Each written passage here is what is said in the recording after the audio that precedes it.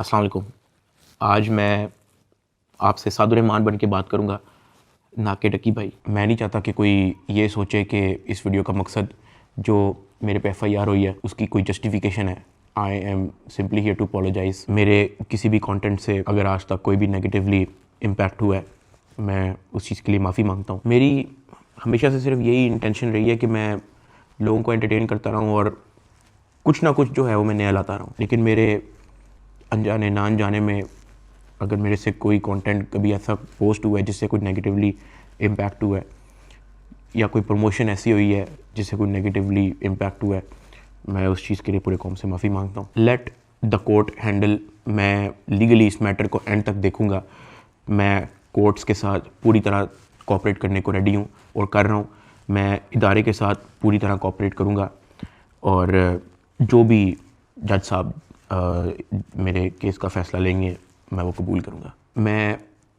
मेरा और मेरी फैमिली का जो 3.5 माह का एक्सपीरियंस है, मैं सिर्फ वो बताने आया हूँ। 16 अगस्त 2025 को जब मैं सो के उठता हूँ तो मैं बड़ा एक्साइटेड होता हूँ, क्योंकि हमने अपने दोस्त वगैरह मेहमान बुलाए होते हैं, हमने अपने घर में दावत रखी होती है। मेरे सब दोस्त आते हैं, बड़ा इंजॉय करते हैं, हम खाना शाना खाते हैं, गपशप लगाते हैं, मेहमान चले जाते हैं। उसके बाद मैं और रूब पैकिंग में लग जाते हैं, क्योंकि हमें मलेशियन गवर्नमेंट का एक इवेंट है, उधर से इनवाइट आया होता है कि डकी भाई आप आएँ, हमारे लिए कुछ वीडियोस वगैरह बनाएं। पूरे पाकिस्तान से उन्होंने एक मेल और एक फ़ीमेल को चुना है, जिसके अंदर मेल में उन्होंने मुझे चुना है। बाकी कंट्रीज़ से भी उन्होंने एक मेल एक फ़ीमेल इनवाइट किए हुए थे और मैं बड़ा एक्साइटेड था कि पूरे पाकिस्तान के अंदर से उन्होंने एक बंदा चूज़ करना है और उन्होंने मुझे चुना। मैं बड़ा ऑनर फील कर रहा। हमने बड़ी जल्दबाजी में पैकिंग की, क्योंकि मेहमान आए होते हैं, हमें टाइम नहीं मिलता और मुझे नहीं पता था कि जब हम पैकिंग करके अपने घर से निकलेंगे तो मेरी ज़िंदगी का सबसे मुश्किल वक्त शुरू हो जाएगा। मेरे वहमो गुमान में भी नहीं था कि मेरे साथ क्या होने जा रहा है। हम जब पैकिंग करके सामान गाड़ी में रखते हैं, गाड़ी हमारी एयरपोर्ट की तरफ चल पड़ती है। एयरपोर्ट पहुंचते हैं, हम सामान अपना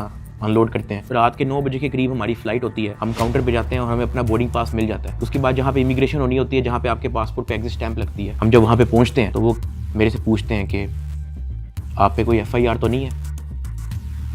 मैंने कहा नहीं। कहता आपका साइबर क्राइम में कोई इशू है क्या? मैंने कहा नहीं। कहते आप हमारे साथ आ जाएं। मैं और अरूब एक दूसरे की तरफ देखते हैं कि ये क्या हो गया। हम किसी को ऑन टाइम ज़्यादा इन्फॉर्म ही नहीं कर पाते हैं। मैंने ज़िया को सिर्फ मैसेज कर दिया है कि ये इस तरह से इशू हो गया है, तो शायद हम फ्लाई ना कर पाएँ, तो आप प्लीज़ गाड़ी जो है वो एयरपोर्ट ले आओ और हमें यहाँ से पिक कर लो। हमें लगा कि शायद हमें बस सिर्फ फ्लाई नहीं करने देंगे और हम घर जा सकेंगे। 5-10 मिनट के बाद इमिग्रेशन वाले हमसे हमारे मोबाइल ले लेते हैं, कहते हैं कि इसको एयरप्लेन मोड पर लगा दें और अरूब की तरफ वो इशारा करते हैं कि अगर आप जाना चाह रही हैं मलेशिया तो आप जा सकती हैं।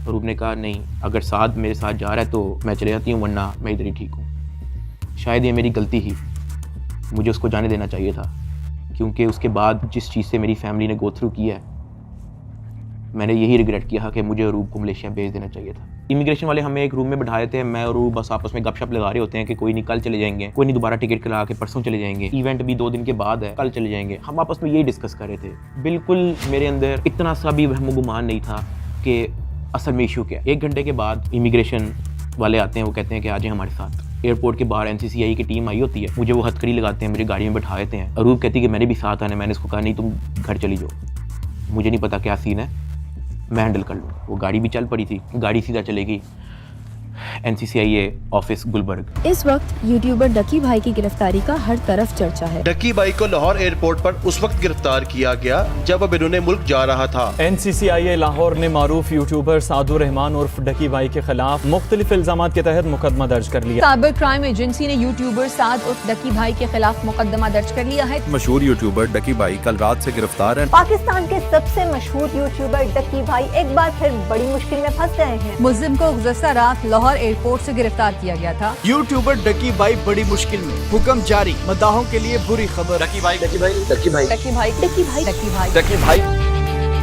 रात के तकरीबन 11 बजे हम NCCI ऑफिस पहुंच जाते हैं। हथकड़ी मुझे लगी हुई थी, मुझे ऊपर एक रूम में लेके गए। जब मैं NCCI के ऑफिस पहुंचता हूं तो वहाँ पे 6-7 ऑफिसर्स बैठे होते हैं। मेरी हथकड़ी वो खोल देते हैं, मुझे कुर्सी पे बैठा देते हैं और मेरी इंटेरोगेशन शुरू हो जाती है। वहाँ पे मेरे से क्वेश्चन करते हैं एप्लीकेशंस के प्रमोशन के बारे में। वहाँ पे मुझे पहली बार आइडिया होता है कि मेरा इस इशू पे मुझे एयरपोर्ट पे रोका गया। खैर मेरे से वो जो सवाल करते गए मैं उनको बताता गया। मेरे पास 3 मोबाइल थे, मैंने तीनों मोबाइल के पासवर्ड उनको दिए। उन्होंने मेरे से मेरे जीमेल अकाउंट के पासवर्ड पूछे, मैंने वो भी उनको ऑन द स्पॉट दिए। उन्होंने मेरे से मेरे लैपटॉप का पासवर्ड पूछा, मैंने उनको ऑन द स्पॉट दिया। ऐसा भी नहीं कि मैंने उनको कोई बहाना लगाया हो कि मैं पासवर्ड भूल गया हूँ, because I had nothing to hide. मैं इदारे के साथ कोऑपरेट करना चाहता हूँ। मैं ये नहीं चाहता कि इदारा ये सोचे कि मैं कुछ छुपा रहा हूँ। मेरा 23 दिन का रिमांड लिया गया। वो सारी इन्वेस्टिगेशन मैंने पहले 23 मिनट के अंदर दे दी थी। कई घंटे गुजर जाते हैं और तमाम ऑफिसर्स मेरी इंक्वायरी लेके चले जाते हैं, सिवाय एक के, जो मेरे इन्वेस्टिगेशन ऑफिसर्स थे, असिस्टेंट डायरेक्टर शुएब रियाज साहब। मेरे आईओ के अलावा जब तमाम ऑफिसर्स चले जाते हैं तो एक प्राइवेट बंदा बाहर से अंदर आता है। तो आईओ मुझे कहता है कि तुझे पता है कि तेरे पे एफआईआर होने वाली है।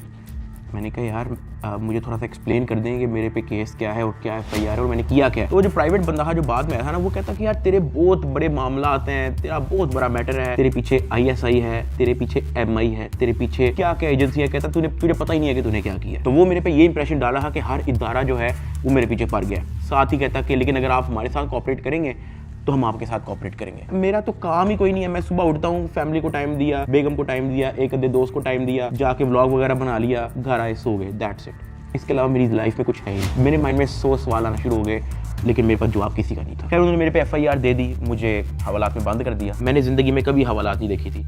उस रात मैं नहीं सोया, मैं जागता रहा, रोशनी होगी। हवालात में सिर्फ एक ही लड़का था, मैंने उससे भी कोई ज़्यादा बातचीत नहीं की। सुबह 10-11 बजे के करीब एक बंदा आया, उन्होंने मुझे हथकड़ी लगाई और मुझे कोर्ट ले गए कि आपको जज साहब के सामने पेश करना है। मेरी फैमिली में से किसी भी बंदे ने आज तक कोई कोर्ट, कोई कचहरी, कोई पुलिस स्टेशन, कोई हवालात, कोई थाने, उनमें से किसी चीज़ का उनको नहीं था पता। जज साहब ने 2 दिन का रिमांड दे दिया। मुझे तो रिमांड का मतलब ही नहीं था पता। मुझे हथकड़ी लगा के फिर से एनसीसीआई ऑफिस ले जाते हैं और मुझे हवालात में बंद कर देते हैं। उससे नेक्स्ट डे की बात है, मेरी इन्वेस्टिगेशन चल रही होती है। एडिशनल डायरेक्टर एनसीसीआई सरफराज चौधरी साहब वो अचानक कमरे में आते हैं, मेरी तरफ देखते हैं, कहते हैं कि ए मुंडाई।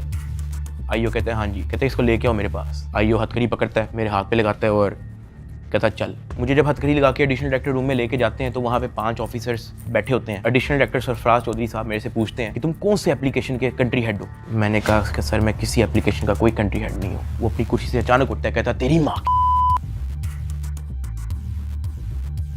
किधर से आता है पैसा तेरे पास। मैंने कहा सर मैं यूट्यूबर हूँ, मेरे 8 मिलियन सब्सक्राइबर हैं, उधर एडसेंस अभी मैं बात कर ही रहा होता हूँ। कहता है कि तुम मेरे वतन अजीज के बच्चों को ख़राब कर रहे हो, क्या करता है तुम्हारा बाप। मैंने कहा जी यूनिवर्सिटी के अंदर प्रोफेसर हैं। तो कहता तुम इतने क्यों हो।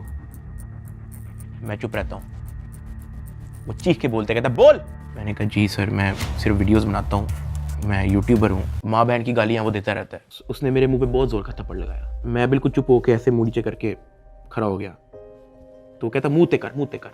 अभी मैंने मुंह पर किया नहीं था। वो जोर से चीख के कहता मुँह ते कर। अभी मैंने वो मुंह पर किया ही था, उसने मुझे दूसरा थप्पड़ लगाया। मैं वहाँ पे बड़ा हेल्पलेस फील कर रहा कि यार मेरे से ऐसा क्या हो गया। मैं भी ये सोच ही रहा था, उसने मुझे तीसरा थप्पड़ लगाया। मुझे माँ बहन की गालियाँ दी जा रहा है। मैं अपना मुँह नीचे करके खड़ा हुआ हूँ तो मेरे थप्पड़ इधर लगता है, फिर वो कहता था मुँह पर कर, फिर मेरा थप्पड़ इधर लगता है। वो मारी गया जब तक उसका दिल नहीं भरा। मैंने तो गिने भी नहीं है कि उसने मुझे थप्पड़ कितने मारे हैं। फिर वो मुझे कहता कि अपनी टांगे बैंड कर। मैंने अपनी टांगे बैंड कर ली। कहता हाथ ऊपर कर। मैंने अपना हाथ ऊपर कर ली। वो घर में एक वीडियो कॉल लगाता है जो एक बच्चा रिसीव करता है जिसकी एस्टिमेटेड तकरीबन एज होगी 7 साल। एक हाथ में सिगरेट होती है। वो उस बच्चे से पूछता है कि डकी भाई को जानते हो। वो बच्चा कहता है जी।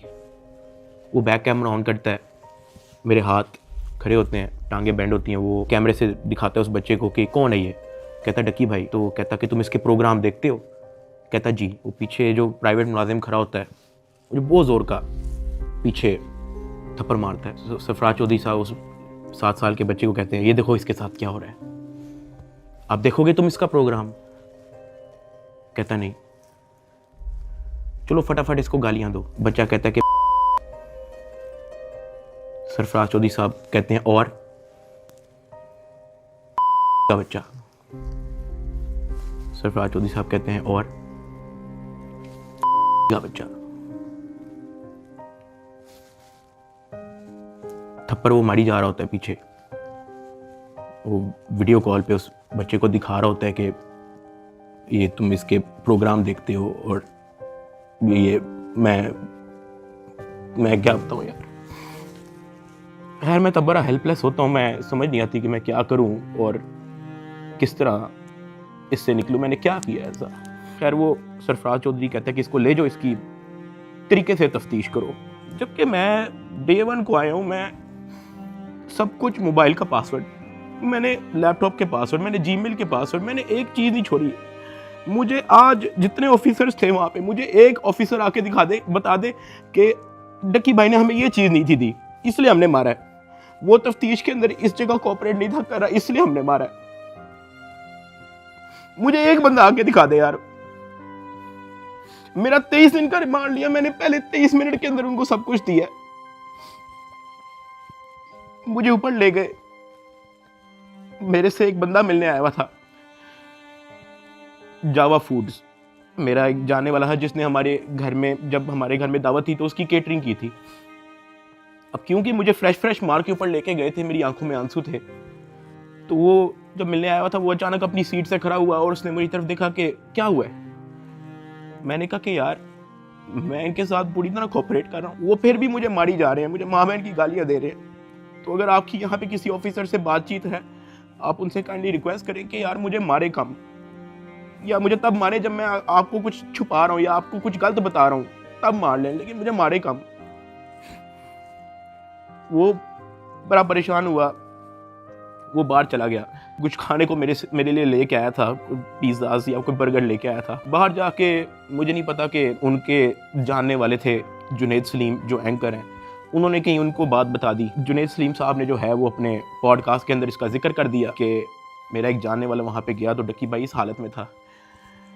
तो जुनैद सलीम साहब ने जो है वो इस चीज़ का पॉडकास्ट दे दिया। ज़ेरे हिरासत जब डक्की भाई थे तो कुछ लोग उनसे मिलने गए, तो उन्होंने कहा कि आप पिज़्ज़ा खाएंगे, तो डक्की भाई जवाब में उनके पाँव पड़ गया जो उनसे मिलने आए थे, और बिलक बिलक के रोने लगा और कहने लगा पिज़्ज़ा को छोड़े, उनसे कहे मुझे मारें कम। ये नहीं कहा कि मुझे ना मारें, मगर मुझे मारें कम, बहुत मार रहे हैं। जो फिर मेरे लिए अंदर प्रॉब्लम हुई, मुझे फिर इस बात पे डांट पड़ी कि मैं आगे बात आउट कर रहा हूँ। खैर मैंने फिर डिसाइड किया कि मैंने अब बोलना ही नहीं, मुझे जितना मर्जी मारे, मैंने किसी को नहीं बताना।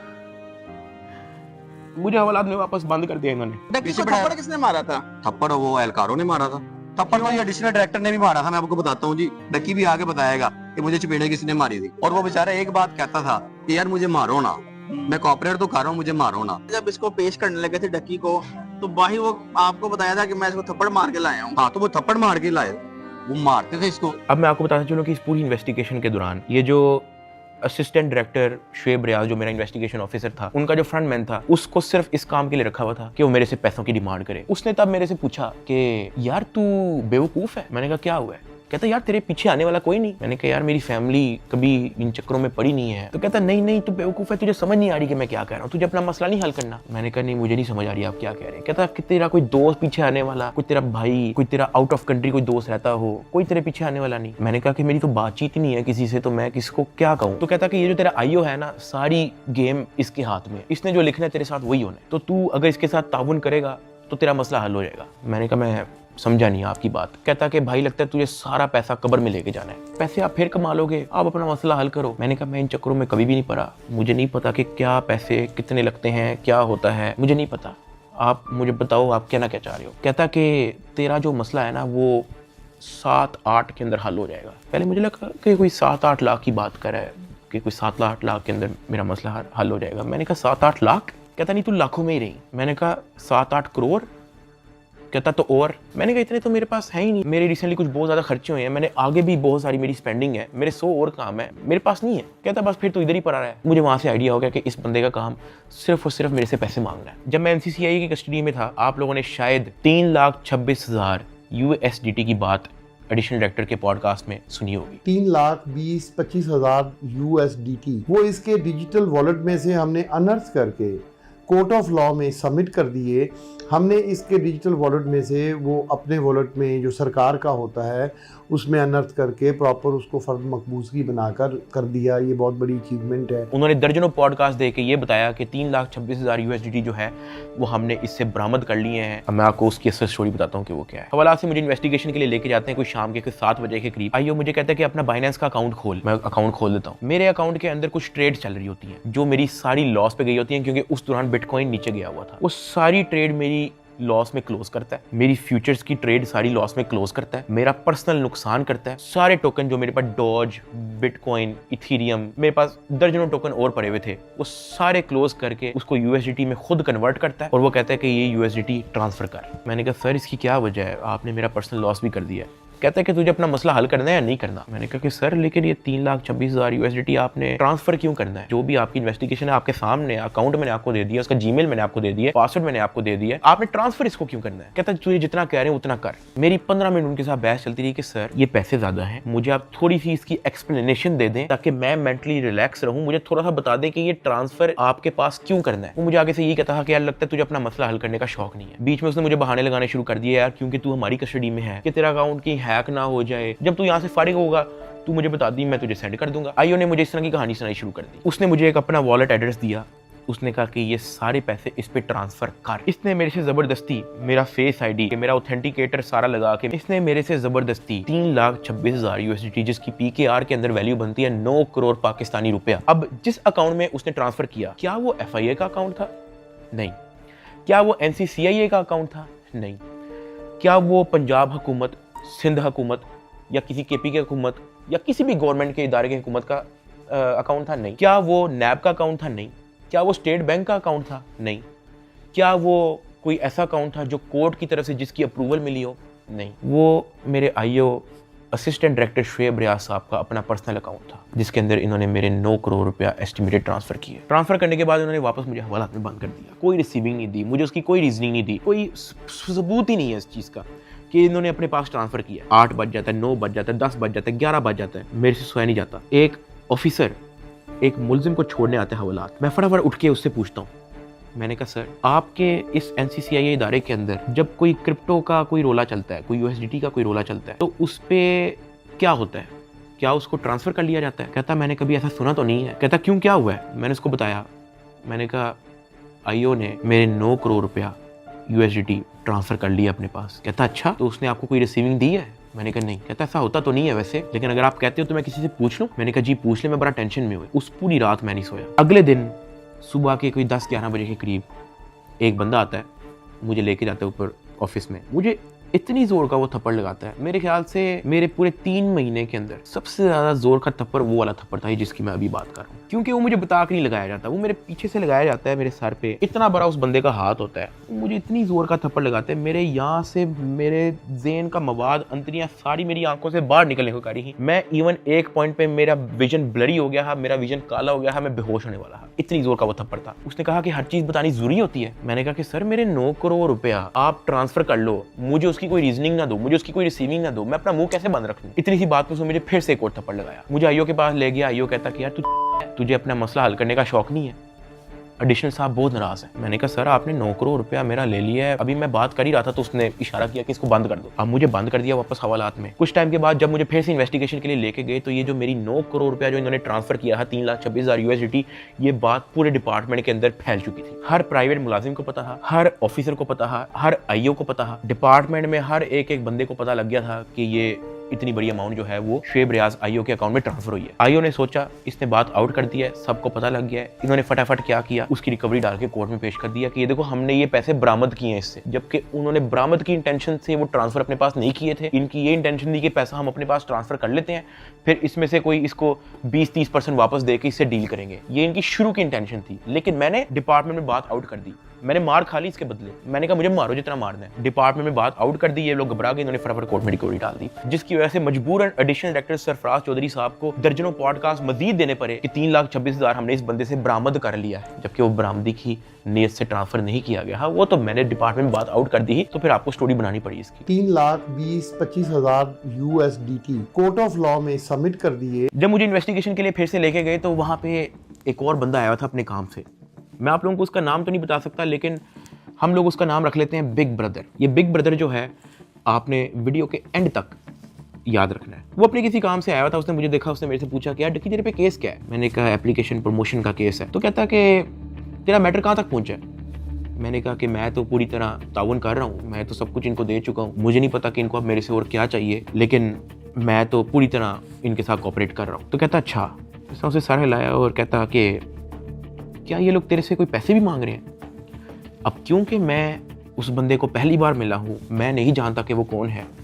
मैंने उसको कहा कि नहीं, मेरे से कोई पैसे नहीं मांग रहा। उसने ऐसे सर हिलाया, कहता अच्छा, चल ठीक है, अच्छा लगा तेरे से मिलके। वो अपने कामों में लग गया। खैर मेरी इन्वेस्टिगेशन के बाद उन्होंने फिर से मुझे जेल में हवालात में बंद कर दिया। इन्होंने अपनी पूरी कोशिश की कि हम इससे पैसे लें, हम इससे पैसे का पूछें। जब इनको आइडिया हुआ कि मैं इनको किसी भी तरह से एंटरटेन नहीं कर रहा, इन्होंने बहाने से मेरी फैमिली को बुला लिया। अरूब और मेरी अम्मा, उनको ये कह के बुलाया गया कि मेरी उनके साथ मुलाकात है। मुझे जब हवालात से ऊपर लेके गए तो अरूब बैठी हुई थी और उसकी इंटेरोगेशन हो रही थी। उसका मोबाइल जो है वो इन्वेस्टिगेशन ऑफिसर के हाथ में था। तो मैंने इन्वेस्टिगेशन ऑफिसर शुएब रियाज साहब से पूछा कि ये आपने इनका मोबाइल क्यों लिया है? तो कहता कि इन पे भी FIR होगी। तो अरूब घबरा गई। उसने कहा मेरे पे FIR क्यों होगी? उसने कहा कि आपने तो हमें साथ से मिलने के लिए बुलाया है, मुझे और मामा को, के साथ से मुलाकात हो जाएगी। तो कहता कि नहीं, FIR हो ना हो, ये जो आपके शोहर की FIR है इसी में बड़ी जगह है, हम आपको इसी में नामजद करेंगे। अरूब घबरा गई। मैंने अरूब की तरफ देखा, मैंने अरूब की तरफ इशारा किया कि मैंने कहा बस बिल्कुल चुप होके बैठ जाओ, बस ये वक्त गुजारो, बस इस वक्त हम कुछ नहीं कर सकते। खैर वो अरूब से कुछ क्वेश्चन उन्होंने पूछने शुरू कर दिए। मैंने यही कोशिश की कि मैं जल्दी से जल्दी अरूब को वापस भेज दूं घर। उसका मोबाइल वापस मिले ना मिले डजंट मैटर, वो घर जाए। आईओ ने अरूब का मोबाइल रख लिया। मैंने अरूब को कहा कि अब तुम घर जाओ, तुमने वापस नहीं आना। जब अरूब घर गई है तो उसने जब वकीलों से डिस्कस किया तो वकीलों ने कहा कोई बात नहीं, हम प्री अरेस्ट बेल करवा लेंगे। तो अरूब ने कहा ओके। अगले दिन उन्होंने जाके प्री अरेस्ट बेल करवा ली। जब उन्होंने प्री अरेस्ट बेल करवाई तो प्री अरेस्ट बेल की खबर पहुंच गई इदारे में, NCCI ऑफिस में, आईओ के पास और सरफराज चौधरी एडिशनल डायरेक्टर के पास। इन्होंने फिर से मुझे कहा कि अपनी फैमिली को मीटिंग के लिए बुलाएं। मैंने घर वालों को कॉल की क्योंकि उसकी प्री अरेस्ट बेल हो चुकी थी। मैंने कहा चलो अब इसको खतरा नहीं है और इसका मोबाइल भी उनके पास है, तो I think it's not a big deal, मैं बुला लेता हूँ। ऑफिसर्स ने जो है मेरे घर कॉल करवाई। मैंने कहा कि अम्मा वो बड़े अफसरान, एडिशनल डायरेक्टर और इन्वेस्टिगेशन ऑफिसर्स बुला रहे हैं, तो बाकी घबराएं ना, कोई इस तरह कोई नेगेटिव मीटिंग या इस तरह का कुछ नहीं है, तो आ जाएं। मेरी माँ और अरूब प्री अरेस्ट बेल करवाने के बाद एडिशनल डायरेक्टर रूम में आ गए। सरफराज चौधरी साहब कहते, जतोई साहिबा आप अपने आप को क्या समझती हैं, आपने प्री अरेस्ट बेल करवा ली है? तो अरूब ने कहा जी। तो कहता अच्छा करवाएं, जो आपने करना करें, 5 रुपए का एक नया सफ़ा आता है, हम एक नई FIR लिखेंगे और आपको पकड़ लेंगे। अरूब मेरी तरफ देख रही है कि ये क्या है, ये किस तरह की मीटिंग है। मेरी माँ परेशान, लाल उनके चेहरे हो गए थे सबके। एडिशनल डायरेक्टर सरफराज चौधरी साहब ने फिर अपना मोबाइल खोला, वहाँ WhatsApp खोला, उन्होंने ऊपर लिखा जज, और ऐसे मेरी माँ को और मेरी वाइफ को लिस्ट दिखाई ऐसे स्क्रॉल करके कि ये देखो मेरा इस जज से भी ताल्लुक है, मेरा इन जज से भी ताल्लुक है, मेरा इस जज से भी ताल्लुक है, क्या कर लेंगे आप? जब वो इस तरह जजेस की लिस्ट दिखा रहा था तो उसने बड़े ऊंचे अल्फाज में बोला कि यहाँ पे जज भी मैं हूँ, यहाँ पे वकील भी मैं हूँ, यहाँ पे सब कुछ मैं हूँ, जितनी आपने प्री अरेस्ट बेल करवानी है करवाएं, नया पर्चे में हम पकड़ लेंगे। हमारे पास कुछ कहने को नहीं था। मैंने वहाँ पे सिर्फ सर को कहा कि जी सर आप सही, बिल्कुल सही कह रहे हैं। मैंने अपने घर वालों की तरफ देखा, मैंने उनको इशारा किया कि प्लीज़ वक्त गुजारें बस।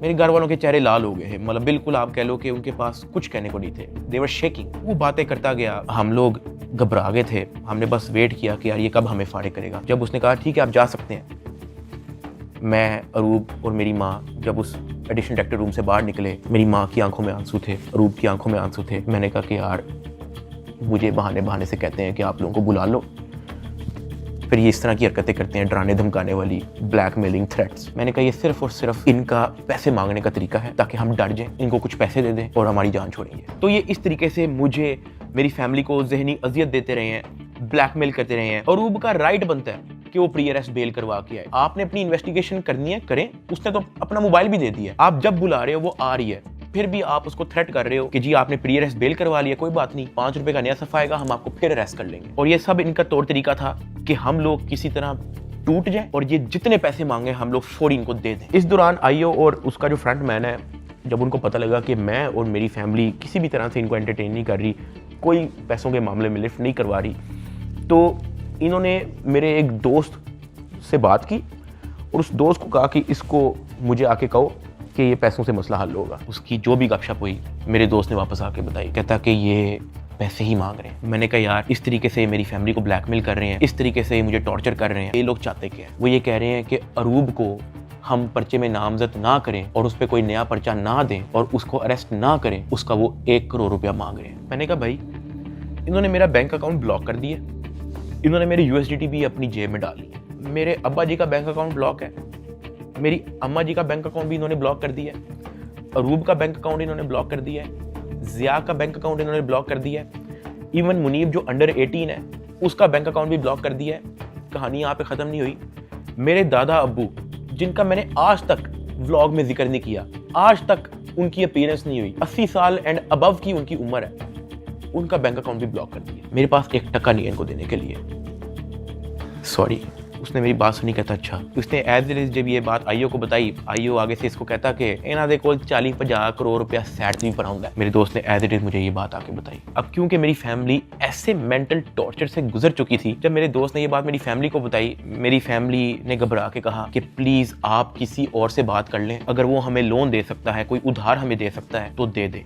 मेरे दोस्त ने इवन मेरे एक और दोस्त से भी बात की, उसने मना कर दिया, कहता यार हम नहीं कर सकते, 1 करोड़ पे बहुत ज़्यादा है। मेरे दोस्त ने फिर आईओ से बात की, आईओ कहता कि हम 60 लाख से नीचे नहीं लेंगे, अरूब की हद तक, अभी हम डकी की बात नहीं कर रहे हैं। ये बात जब उसने मुझे आके बताई, मैंने कहा मेरे पास है ही नहीं 60 लाख, या मेरे पास 60 रुपये नहीं है, सब कुछ इन्होंने ले लिया। अगले दिन मेरी कोर्ट में पेशी थी, मेरा रिमांड लेने के लिए जब कोर्ट में गए तो मेरी फैमिली वहाँ पे आई हुई थी। उन्होंने मेरे से हाथ जोड़ के, रंग उनके उड़े हुए थे, कहा कि साद जो कह रहे हैं इनको प्लीज़ दे दो। अरूब कांप रही थी, कहती कि मुझे पकड़ लेंगे, मुझे पता भी नहीं है कि इनको कैसे हैंडल करना है, मुझे नहीं पता कि आगे मेरे साथ ये लोग क्या करेंगे, प्लीज़ ये जो मांग रहे हैं दे दो। जब मैंने उनकी शक्लें देखी फैमिली की, मैंने कहा ठीक है, लेकिन मेरे पास 60 लाख रुपए वाकई में नहीं है, आप किसी से बात कर लें। मेरे मामू आउट ऑफ कंट्री रहते हैं, वो ऑस्ट्रेलिया से फ्लाई करके आए हैं, जो हमने इनको ये सारी कहानी बताई है। मेरे एक मामू इधर पाकिस्तान में होते हैं, वो भी आए हैं, उनसे हमें उधार लेना पड़ा कि प्लीज़ हमारी हेल्प कर दें, हमारा ये मसला है, हमें 60 लाख रुपया उधार चाहिए। उन्होंने 60 लाख रुपया हमें कैश अरेंज करके दिया, वो कैश हमने इन लोगों को पहुंचाया। इनको पैसे जो है मेरे भाई ने भिजवाए थे, मुझे तो पता भी नहीं था कि इनको पैसे पहुंच गए हैं या वो मेरे मामू ने दिए हैं, ये सारी बातों का मुझे बाद में पता लगा। जब इनको पैसे पहुंच चुके थे, अगले दिन मुझे एडिशनल डायरेक्टर सरफराज चौधरी साहब ने मुझे फिर से कहा कि आप अपनी फैमिली को, अगर आपने मीटिंग करनी है तो आप बुला लें। मैंने कहा जी ठीक है, मैंने अपनी फैमिली को बुला लिया और तब एडिशनल डायरेक्टर साहब का रवैया मेरी फैमिली के साथ टोटली चेंज हो चुका था। वहाँ से मुझे आइडिया हुआ कि it was never about the case, it was always about the money. वो मेरी फैमिली से बड़े अच्छे से बात कर रहे हैं, मुझे आइडिया हो गया हाँ कि इनको शायद पैसे पहुंच चुके हैं। वो इवन कमरे से चले भी गए थे, उन्होंने कहा कि अगर आपने अपनी कोई प्राइवेट बात करनी है तो आप कर लें। जब वो कमरे से गए हैं तब मेरी माँ ने, अरूब ने, मेरे भाई ने सारी कहानी बताई कि किस तरह से मेरे मामू ने उधार 60 लाख रुपया दी है इस सारी कार्रवाई के लिए। मैंने अपनी माँ से माफ़ी मांगी, मैंने कहा यार आई एम सॉरी कि मेरी वजह से इतना कुछ करना पड़ रहा है सबको। कहती कोई बात नहीं, अल्लाह पाक देख रहा है, इट्स ओके। खैर मेरी फैमिली को 5-10 मिनट दिए हैं मेरे से बात करने के लिए और वो चले गए। अब तक मेरा 16-17 दिन का रिमांड हो चुका था, इतना लंबा रिमांड होता नहीं है। अभी वीडियो में कुछ टाइम पहले मैंने आपको कहा था कि बिग ब्रदर एक बंदा आपने याद रखना है। ये बिग ब्रदर इस बार फिर से एनसीसीआई ऑफिस आता है, लेकिन ये इस बार मेरे से मिलने आता है। वो मेरे से पूछता है कि किधर तक पहुंचा तेरा केस। मैंने कहा कि सर मेरी तरफ से तो मैं सब कुछ दे चुका हूँ, मुझे नहीं पता कि इनका क्या इरादा है। उसने मेरे से पूछा कि यार इतना लंबा तेरा रिमांड क्यों हुआ है। मैंने कहा सर नो आइडिया, जबकि मैं इनको सब कुछ दे चुका हूँ। इनके पास मेरे सारे मोबाइल हैं, इन्होंने मेरी वाइफ को भी नामजद किया है, सारे ईमेल पासवर्ड लिए हुए हैं, सब कुछ इनके पास है, ये फिर भी मेरा रिमांड डिमांड करते हैं। कहता अच्छा तो इन्होंने पैसों की बात की है तेरे से, क्योंकि मैं उस बंदे पे उस तरह से ट्रस्ट नहीं था करता। मैंने कहा नहीं, इन्होंने मेरे से कोई पैसों की बात नहीं की। कहता किसी ने इशारा दिया हो, किसी ने इनडायरेक्टली तेरे से डिमांड की हो, या किसी ने कहा हो कि तू अगर पैसे दे देगा तो तेरी छूट हो जाएगी। फिर वही बात कि मुझे नहीं था पता कि वो बंदा कौन है। मैंने उसको कहा कि नहीं। उसने मेरी तरफ देखा ऐसे, कहता आर यू श्योर।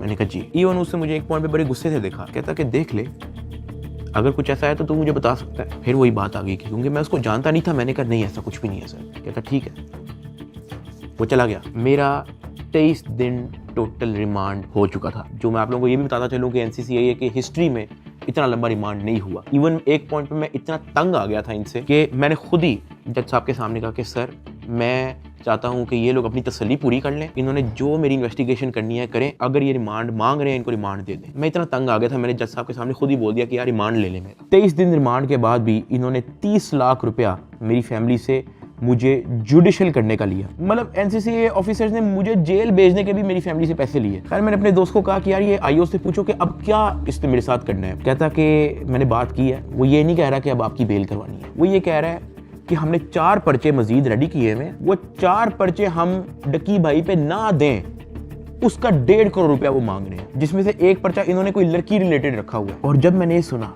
मैं बर्बाद, मैं टूट चुका था। मैंने अपने दोस्त को कहा तू इनको ब्लॉक कर दे बस, और तू जा, इनको को 4 पर्चे देने, 400 दें, मैंने अब 1 टका नहीं देना इनको। इस तरह तो इनको आदत लग जाएगी। फिर ये कहेंगे कि जी अब हम डकी भाई को फायर ना मारने का 5 करोड़ रुपया लेंगे, घर की बत्ती बंद कर देंगे, घर में अगर आप चाहते हो कि बत्ती आए उसका 50 लाख रुपया निकालो, पानी बंद कर देंगे, फिर कहेंगे घर में पानी आए उसका 40 लाख रुपया निकालो। ये तो इन हरकतों पे आ जाएंगे फिर। हाँ, अगर आप मेरी एक आधा फैमिली का अकाउंट छोड़ देते तो मैं आपको पैसे कहीं से तो दे, एटलीस्ट हमारी फैमिली जो है मकरूज तो ना होती। इतना मोटा मेरा चलान पेश किया है, मुझे एक ऑफिसर उस चलान के अंदर एक सफ़े की एक लाइन का एक लफ्ज दिखा दे कि मेरे उसमें बाप का क्या रोल है, क्योंकि आप लोगों ने उनका अकाउंट बंद किया ना, उनका क्या रोल है मुझे उस सफ़े के अंदर दिखाएं। उस चलान के अंदर मेरी माँ का क्या रोल है वो मुझे दिखाएं। उस चलान के अंदर मेरे दादा अब्बू का क्या रोल है, मेरे किसी और फैमिली मेंबर का क्या रोल है मुझे दिखाएं। आपने उनको मकरूज कर दिया, कर्जे ले लेके अब उनको NCCIA के ऑफिसर के पेट भरने हैं, उनको डिप्रेशन में डाल दिया, ये कह के कि पता नहीं उनके पीछे ISI-MI लगी है। मेरे फादर एक हार्ट पेशेंट हैं, उनके हार्ट की सर्जरी होनी थी। मैंने अपनी माँ को, अरूब को, ज़िया को सख्ती से मना किया हुआ था कि आपने एक तो ये अब्बा जी का ख्याल रखना है, दूसरा इनको कोर्ट में नहीं आने देना, ये मेरे पास एक बार भी जेल में ना आए, क्योंकि मुझे पता है उनकी हार्ट की क्या कंडीशन है। वो बेहोश हो जाते हैं, परेशान हो जाते हैं। हम उनकी सर्जरी के हमारे पास पैसे नहीं थे, वो जो पैसे हमने उनकी जो सर्जरी के लिए देने थे वो उन्होंने ब्लॉक कर दिया। अब कर्जा लेके हम NCCIA के ऑफिसर्स का पेट भर रहे हैं। ये मेरी फैमिली को उस स्टेज पे लेके आए हैं जहाँ पे मैं स्पीचलेस हो गया कि यार मैं क्या करूं। मतलब अब्बा जी के इलाज के पैसे भी उन्होंने ब्लॉक कर दिए हैं। और ये बात मैंने उनको उधर दफ्तर में ऑफिस में कही थी, सरफराज चौधरी को मैंने खुद उसके मुंह पे कही थी। मैंने कहा मेरा अब्बा हार्ट पेशेंट है, उनकी सर्जरी के पैसे आपने मेरे फैमिली का अकाउंट ब्लॉक कर दिया है। ये इस स्टेज पे मेरी फैमिली को ले आए थे, मुझे 23 दिन बंद रख के चुपेरे मार के मुझे कोर्ट पे लेके जाते थे कि मैं किसी मीडिया के किसी माइक में बोल ना दूं। जिस्मानी रिमांड पे FIA के पास जाना है या उसके बाद जेल जाना है, तो हो गया, तो बोलने कोई मसला नहीं है। आज डकी भाई आप यूट्यूबर्स को क्या पैगाम देना चाहेंगे? कुछ बात नहीं करेंगे? ताहम आज जो है वो बात तो नहीं करने दे रहे, लेकिन डकी भाई को जो है वो सुबह सवेरे जो है आज अदालत में पेश किया गया है। बिल्कुल जी बात तो नहीं कर सकते डकी भाई। इससे पहले भी हमने जब इनसे गुफ्तगू करने की कोशिश की है तो NCCI एहलकारों की जानिब से जो वो मना कर दिया गया है कि वो किसी भी किस्म से वो जो है वो गुफ्तगू नहीं करेंगे। डकी भाई कुछ कहना चाहेंगे आप? डकी भाई आप कुछ कहना चाहेंगे? डकी भाई कुछ तो बोलिए। इन्होंने तो मना नहीं किया आपको, आप लॉयर्स ने मना किया कि भाई सारी तो आपने तहकीकात के बारे में आपने ताउन किया, उसके बावजूद क्यों ही कहा जा रहा है आपके? मेरी गिरफ्तारी के 23वें दिन जब मुझे जज साहब के सामने पेश किया तो फाइनली मैं जुडिशल हो गया। जुडिशल का मतलब यह है कि अब मैं जेल चला जाऊंगा। जज साहब ने ऑर्डर लिख के दिया कि हमने बंदा जुडिशल कर दिया है। अब जुडिशल करके कोर्ट से बंदा डायरेक्ट जेल नहीं जाता, कोर्ट से एक बार NCCIA ऑफिस वापस आता है, वहाँ पे उसके कुछ पेपर्स रेडी होते हैं, उसके बाद उसको जेल भिजवाया जाता है। तो जब मैं कोर्ट से NCCIA ऑफिस वापस आया, वही बिग ब्रदर उधर मौजूद था। उसने मेरी तरफ देख के कहा, डकी तेरे से पैसे किसने लिए? मेरा दिल इधर मुंह में आ गया। मैंने कहा यार ये मेरे साथ क्या हो रहा है। अब क्योंकि उसने मेरे से डायरेक्ट पूछा कि तेरे से पैसे किसने लिए हैं, उसने मेरे से ये भी नहीं पूछा क्या तेरे से कोई पैसे ले रहा है, उसने मेरे से कहा कि तेरे से पैसे किसने लिए। मैंने कहा कि जी ये शुएब रियाज और उसकी टीम ने, इन्होंने जो है वो पैसे ऊपर हायर अफसरान को भी पहुंचाने हैं। कहता अच्छा कोई डिटेल है तेरे पास? मैंने कहा कि सर मैं तो इनके साथ हवालात में था जेल में, सेल में, तो मेरी सिर्फ फैमिली को पता है कि एग्जैक्टली क्या हुआ। फैमिली 5-10 मिनट के लिए मेरे से मिली थी, लेकिन उन्होंने मुझे बहुत छोटा छोटा मोटा मोटा बताया, ज़्यादा डिटेल का मुझे नहीं पता। तो फिर उसने पूछा कि कितने पैसे लिए हैं? मैंने कहा जी 60 लाख रुपए लिए। वो भी मेरी वाइफ को नामजद करने का कह रहे थे कि जी वो मेरी बीवी को अरेस्ट कर लेंगे, अगर आप चाहते हैं कि हम आपकी वाइफ को अरेस्ट ना करें तो ये 60 लाख रुपया पहुँचाएँ। तो वो हमें 60 लाख रुपया उसका हमने दिया। उसने कहा ठीक है तू जेल जा, लेकिन उससे पहले कहीं से कॉल करवा और अपनी फैमिली को कह कि तेरा एक दोस्त मिलने आ रहा है, उससे मिलने। मैंने कहा ठीक है। मैंने कहीं से मोबाइल अरेंज किया, मैंने फटाफट मामा को कॉल की, मुझे सिर्फ मामा का नंबर याद था। मैंने उनको कहा कि मेरा एक दोस्त आएगा, उससे मिलने। बिग ब्रदर वहाँ से चला गया। 5-10 मिनट के बाद मुझे भी पुलिस के डाले में बिठाया और मुझे जेल ले गए। डकी भाई को जो है तकरीबन 22 रोज़ा जिस्मानी रिमांड के बाद जब अदालत में पेश किया गया तो अदालत ने गुज़श्ता रोज़ जो है डकी भाई को जुडिशल रिमांड पर जो है वो जेल भेज दिया। देख सकते हैं कि डकी भाई को जो है वो जेल मुंतकिल किया जा रहा है। 9 सितंबर 2025 को मुझे जेल भेज दिया जाता है। मैंने अपनी ज़िंदगी में वहमो गुमान में भी नहीं सोचा होना कि मेरी ज़िंदगी में ये दिन भी आएगा। जब मैं जेल जाता हूँ सबसे पहले तो मेरी चेकिंग होती है, बालों के अंदर, अंडर आर्म्स, आपकी नाक के अंदर भी देखते हैं, वो आपके कान के अंदर, आपके मुंह के अंदर, आपके लिप्स ऊपर करके आपकी ज़ुबान निकाल के। चेकिंग होने के बाद मुझे लेके जाया जाता है मेरे सेल की तरफ, जिसको जेल की ज़ुबान में चक्की कहते हैं। जेल के सेल का साइज़ आप ऐसा समझो कि कुछ 6 से 7 टाइलें हैं ना, उतना साइज़ होगा। उसका, या फिर एक किंग साइज मैट्रेस अगर एक अंदर पड़ा हो तो वहाँ पे और मजीद जगह नहीं है। ये जेल के सेल का साइज होता है। कॉर्नर पे जो है वॉशरूम लगा होता है जो कवर्ड नहीं होता, उसके आगे एक छोटी सी दीवार लगी होती है, यानी कि अगर आप खड़े हुए हो तो बाहर से देखने वाला बंदा आपको नंगा देखेगा, लेकिन अगर आप वॉशरूम करने के लिए बैठे हो तो आपके चेस्ट से ऊपर जो है आप विजिबल होगे, नीचे आप कवर्ड होगे। इस हद तक बस दीवार होती है वहाँ पे। उसी के ऊपर जो है वो एक टूटी लगी होती है पानी की। मैं जब अपने सेल में आता हूँ तो शाम हो जाती है, मुझे सेल में लाते ही लॉक कर दिया जाता है, क्योंकि मेरा नया नया एक्सपीरियंस होता है, मुझे नहीं समझ आ रही होती है कि मैं कहाँ पे आ गया हूँ। मैं इधर उधर देखता हूँ, परेशान हो जाता हूँ कि ये क्या हो रहा है मेरी ज़िंदगी में। बहुत ऊंचा पंखा लगा होता है जहाँ से मुझे आइडिया होता है कि कोई चाह के भी खुदकुशी नहीं कर सकता। अंधेरा हो जाता है, मुझे कुछ समझ नहीं आ रही होती कि मैंने क्या करना है। खैर मैं दीवार के साथ लग के बैठ जाता हूँ बिल्कुल ऐसे ही, और सोचता रहता हूँ कि ये मेरी ज़िंदगी कहाँ से कहाँ आ गई है। मैं अपने सेल से बाहर देखता हूँ तो 1.5 लीटर की बोतल पड़ी होती है, उसके ऊपर कैप भी लगा होता है। मेरा हाथ तो वहाँ तक नहीं पहुँचता, लेकिन कोई 15-20 मिनट के अंदर एक इंचार्ज जो है वो वहाँ से गुजर रहा होता है। मैं उसको आवाज़ देता हूँ कि सर, वो मेरी बात सुनते हैं, हाँ जी। मैं उनको कहता हूँ कि सर वो सामने 1.5 लीटर की बोतल पड़ी है, वो काइंडली मुझे पकड़ा दें। मुझे बोतल पकड़ा देता है। वॉशरूम से मैं वो 1.5 लीटर की बोतल के अंदर पानी भरता हूँ, उसका कैप बंद करता हूँ। सितंबर का टाइम होता है, शदीद गर्मी होती है, इतनी गर्मी कि आप कूलर के बगैर नहीं रह सकते। मैं अपनी कमीज़ उतारता हूँ, बॉटल को अपनी शर्ट के अंदर डाल के ऐसे उसको मैं लपेटता हूँ, अपने सर के नीचे रख के मैं लेट जाता हूँ। 2 दिन मेरे ऐसे ही गुजरे। जेल के एक्सपीरियंस में मैं ज़्यादा डिटेल में बात नहीं करूँगा इस वीडियो में, मैं वो फिर कभी आप लोगों को एक्सपीरियंस बताऊँगा। 3 दिन मैं उस सेल में रहा, मुझे किसी ने नहीं बुलाया, किसी ने कोई आवाज़ नहीं दी। तीसरे दिन एक ऑफिसर आता है और उसके हाथ में एक चिट होती है। वो चिट की तरफ देखता है, वो कहता है साधु रहमान की रही। मैं अपना हाथ करा करता हूँ कि जी सर। मैं कहता आजा तेरी मुलाकात आई है। वो फीलिंग ही बड़ी अजीब सी थी कि आपको किसी ने पूछा है, आपसे बात की है किसी ने, और इससे पहले मुझे पता ही नहीं था कि मुलाकात क्या होती है। खैर उसने मुझे मेरे सेल से निकाला, मुझे एक जगह पे ले गया, और 3 दिन बाद मैंने किसी अपने को देखा। मेरी माँ, अरूब और ज़िया वहाँ पे खड़े हुए थे, लेकिन मैं उनको मिल नहीं सकता था, उनको गले नहीं लग सकता था, मैं उनको सलाम नहीं कर सकता था, क्योंकि हमारे दरमियान में शीशा लगा हुआ था। उनकी तरफ एक लैंडलाइन पड़ा हुआ था, एक लैंडलाइन मेरी तरफ पड़ा हुआ था, और उस लैंडलाइन में ही आप बात कर सकते हो। मैंने ज़िंदगी में इतना बेबस फील नहीं किया। एक लैंडलाइन उनकी तरफ पड़ा होता है, एक लैंडलाइन मेरी तरफ पड़ा होता है। एक तरफ से अरूब फ़ोन उठाती है, दूसरी तरफ से मैं फ़ोन उठाता हूँ, और वो कहती है क्या हाल है। मैंने कहा मैं ठीक हूँ। उसके आगे वो कुछ नहीं बोलती। 2 मिनट मैं भी चुप रहता हूँ, 2 मिनट वो भी चुप रहती है। अचानक कहती है कि साथ ये क्या हो गया ये सब। मैंने कहा रूप मुझे नहीं पता, मुझे नहीं पता, मेरे पास किसी चीज़ का जवाब नहीं है। ऐसे ही हमारी बात हो रही थी, अचानक ज़िया अरूब को कहता कि मैंने बात करनी है साथ से। मैंने कहा हाँ करवाओ। ज़िया अरूब से फ़ोन ले लेता है। वो कहता है कि यार साथ आपका एक दोस्त आया था। मैंने कहा हाँ। कहता है यार वो तो सारी डिटेल हमसे मांग रहा था और उसको सब कुछ पता है, तो आप उस पर ट्रस्ट करते हो। मैंने कहा ज़िया देखो मैं उसको नहीं जानता हूँ पर्सनली, लेकिन फॉर सम रीज़न उसको पता था। मैंने उसको नहीं बताया, उसने मेरे से खुद कहा कि तेरे से पैसे किसने लिए, और उसने मुझे कहा था कि मुझे डिटेल चाहिए। तो ज़िया कहता कि हाँ वो हमारे पास आया था, एक कागज़ पे सारा मेरा वो लिख के गया है कि कहाँ कहाँ पे कैसे कैसे पैसे पहुँचाए, किसने दिए, किस बैंक से निकलवाए, वो सारा नोट डाउन करके गया है। मैंने कहा कि देखो ज़िया इस वक्त ना हमें नहीं पता कि हमने किस पे ट्रस्ट करना है, किस पे नहीं करना। हमने जिसको भी अप्रोच किया है सब ने मदद करने से इनकार कर दिया है। जिन्होंने कोशिश की है वो भी कोई मसला कोई बेहतरी की तरफ नहीं आया। मेरे पास कोई ऑप्शन नहीं है, सुन लेते हैं हम एक बार इस बंदे की बात। ज़िया ने कहा ठीक है। जब ज़िया ने मुझे ये बात बोली तो मुझे आइडिया हो गया कि वही जिनका नाम हमने अभी बिग ब्रदर रखा था वो मेरी फैमिली से मुलाकात कर चुका है। खैर ज़िया से बात होने के बाद ज़िया ने फ़ोन मामा को दे दिया।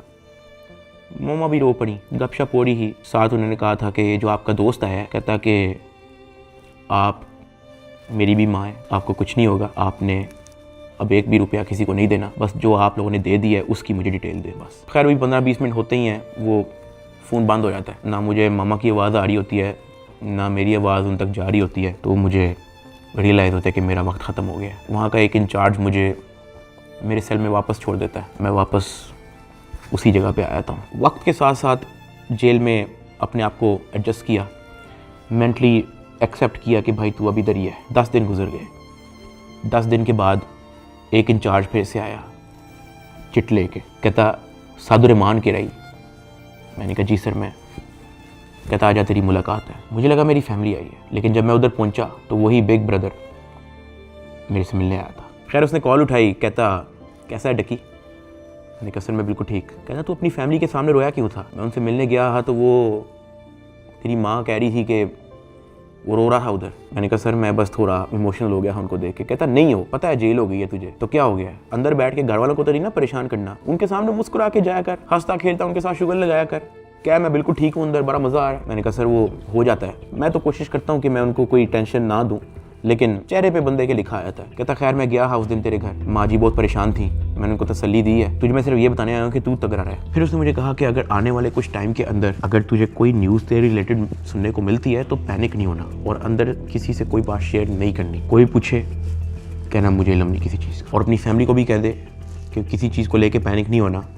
अगर कोई प्रेशराइज करने की कोशिश करे, कोई कॉल करे, कोई अप्रोच करे, जस्ट इन्फॉर्म अस। साथ मैंने उनको ये भी बताया कि जब मैं NCCI की कस्टडी में था तो वो मुझे कहते थे कि आपके पीछे MI लगी हुई है। तब उसने मुझे कहा कि जिन लोगों का नाम लेके आपसे पैसे ले रहे हैं ना, मैं उस इदारे से हूँ। फिर उसने मुझे बताया कि ये बात जब मुझे पता लगी तो हमने अपने हायर अथॉरिटीज़ को भी इन्फॉर्म किया, तो let me and my team handle it. तूने अंदर किसी से कोई बात नहीं करनी, अपनी फैमिली से ज़्यादा कोई बात नहीं करनी, सिर्फ उनका हाल चाल पूछ और रोना धोना बंद कर, उनके सामने शुगर लगा, हंस मुस्कुरा, कह के बड़ा मज़ा आ रहा है अंदर, जो बुरा वक्त था वो चला गया, अब बस तू वक्त काट। फिर मैंने उसको बोला कि सर वो जो एडिशनल डायरेक्टर सरफराज चौधरी साहब हैं वो मुझे रिमांड के दौरान कहते थे कि मैं तेरी हाई कोर्ट तक बेल रोकूंगा। तो उधर बिग ब्रदर कहता कि छोड़ दे, कुछ नहीं होगा। उसके बाद वो हुआ जो किसी ने वहमो गुमान में भी नहीं सोचा था।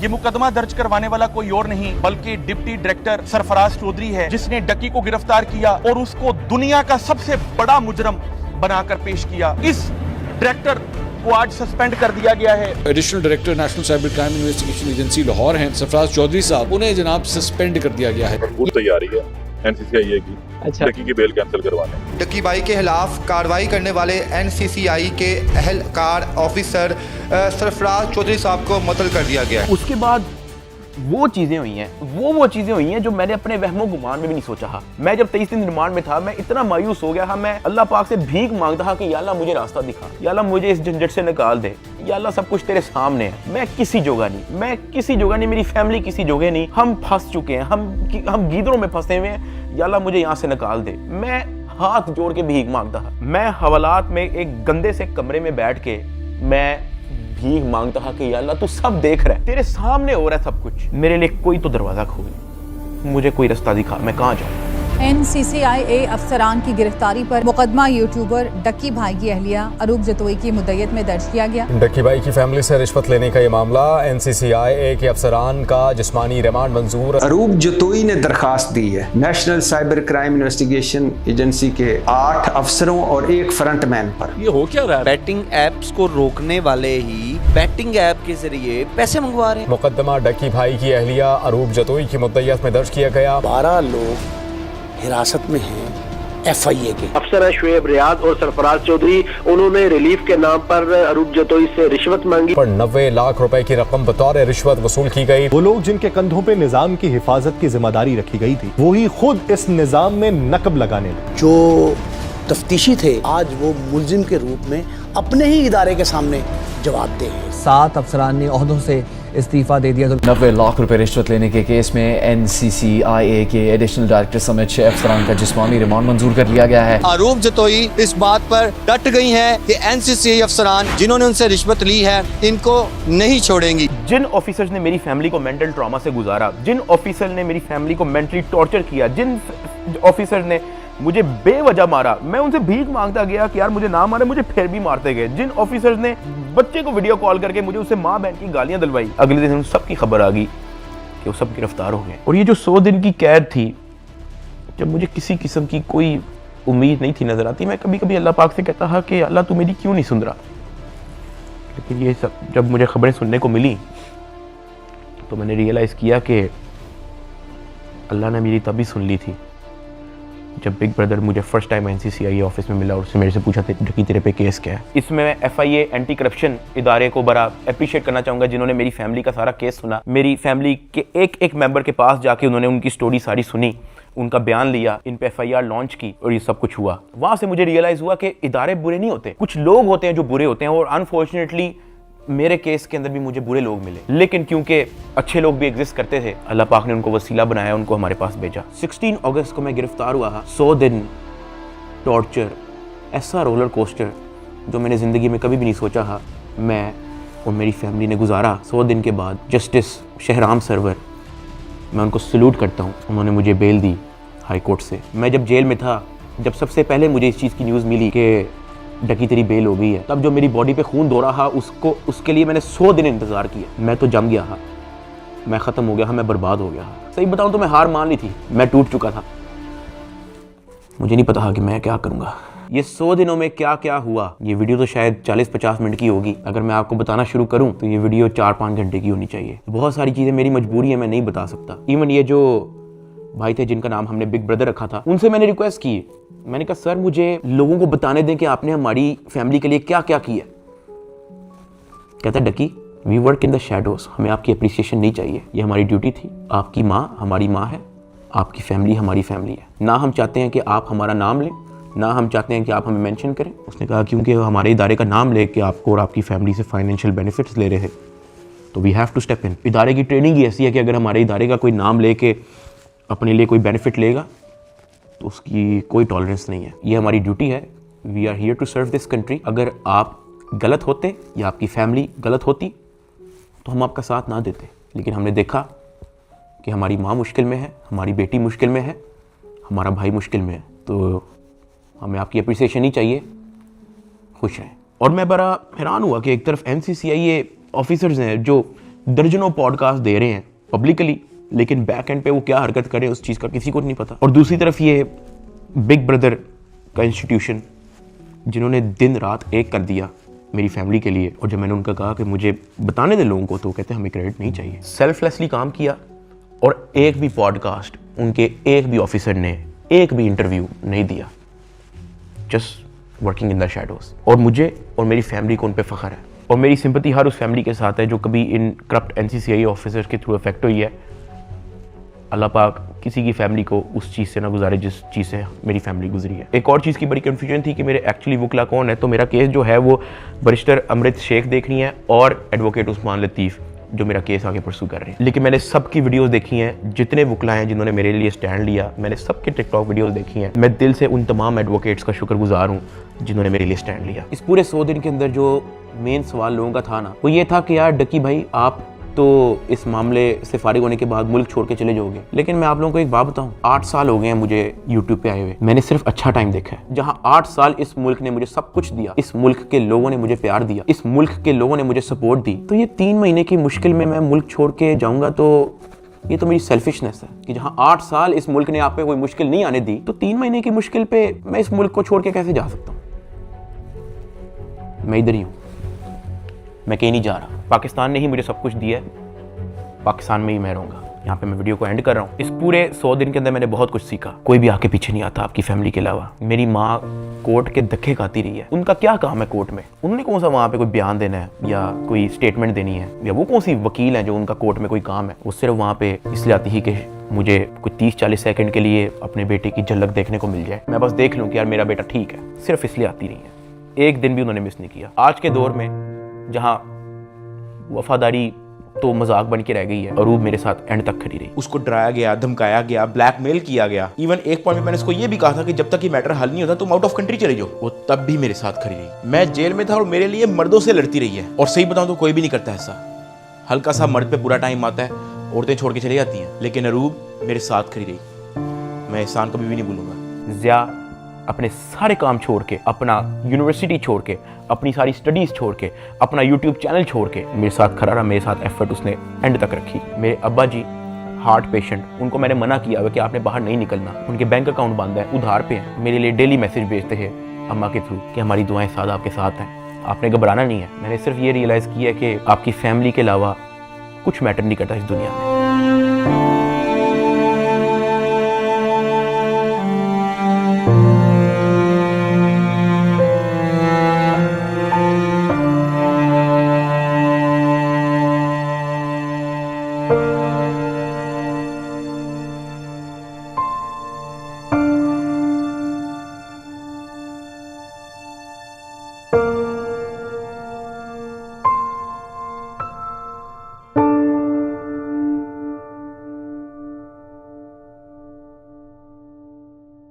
और मुझे पता है कि मैं इस वक्त इस स्टेज पे नहीं हूँ कि मैं किसी का नाम ले सकूँ, लेकिन I want to thank field marshal Asim Munir साहब and director general of military intelligence, जिन्होंने इतनी प्रोफेशनलिज्म दिखाई और मेरी फैमिली को इस करप्ट माफिया से निकलने में मदद की। और ये जो बिग ब्रदर जिनका मैंने जिक्र किया है, मैं तो जेल में था, मेरी फैमिली को कुछ भी नहीं पता था।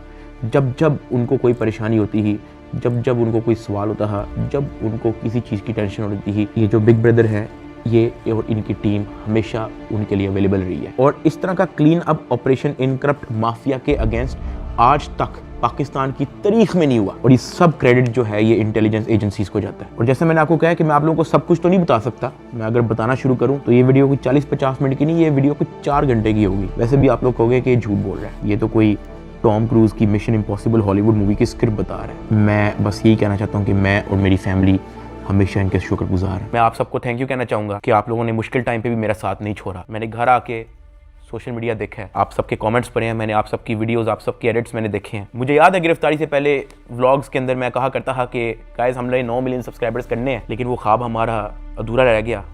मैं गिरफ्तार हो गया, मेरे पास मेरा चैनल भी नहीं था, मैं जेल में था, मुझे लगा कि सब कुछ ख़त्म हो गया। This is the end, Ducky भाई is no more, he is finished. अचानक एक इंचार्ज आता है, कहते डकी भाई तेरे 9 मिलियन सब्सक्राइबर्स हो गए हैं, मुबारक हो। That is where I realised कि maybe this is not the end, maybe this is start of something else. I want to appreciate every single one of you. मैं जिंदगी भर नहीं भूलूंगा आप लोगों का एहसान। अभी इस वीडियो में मैंने आप लोगों को बोला कि यार अगर मैं सब कुछ बताना शुरू करूं तो ये वीडियो 4-5 घंटे की हो जाएगी। और साथ मैंने आप लोगों को ये भी बोला कि मैं आप लोगों को कुछ लोगों का नाम नहीं बता सकता, तो हम उनका नाम बिग ब्रदर रख देते हैं। बट लेकिन समटाइम सब कुछ जानना जरूरी भी नहीं होता। मैं बाहर आ गया हूँ, यही बहुत है। जब मैं जेल से वापस आया तो मैंने बहुत सारे लोगों की कहानियाँ देखी। कोई पॉडकास्ट पे कुछ कह रहा है, कोई यूट्यूबर कुछ कह रहा है, कोई टिकटॉकर कुछ कह रहा है, कोई जर्नलिस्ट कुछ कह रहा है। और मैंने उन सबको देख के बस कहा कि यार किसी को कुछ भी नहीं पता, सबकी अपनी अपनी कहानी है और सब झूठ है। असल में क्या हुआ है वो मुझे पता है। And let that be a mystery. Pakistan जिंदाबाद, पाक फौज जिंदाबाद। अल्लाह हाफिज।